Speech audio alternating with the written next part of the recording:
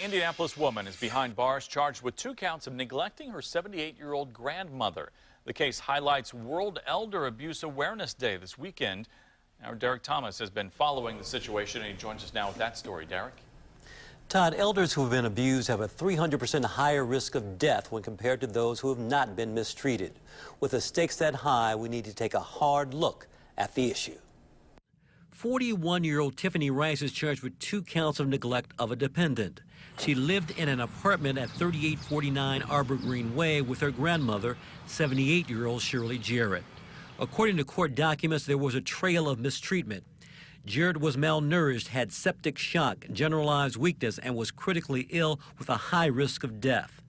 This was compounded by revelations that the victim had lacerations on both wrists that were scabbed over and consistent with being tied down. And finally, investigators say when medical caregivers came to visit, Rice would not answer the door. It is frustrating for investigators. These are the most challenging victims.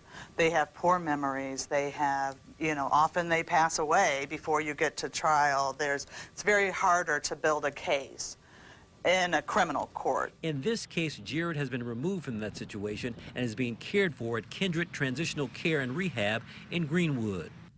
Elder abuse is growing, but only 1 out of 14 cases are actually reported. Sequoia Aging and In-Home Solutions provides services for the elderly and their caregivers. Orion Bell says cases like these don't have to happen.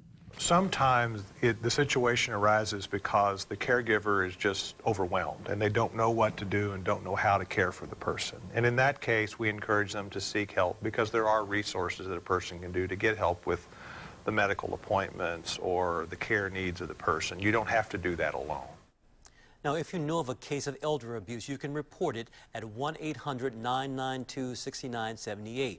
Saturday is World Elder Abuse Awareness Day. Our population is growing older, and it is up to us to keep the elderly safe. Derek Thomas, RTV6.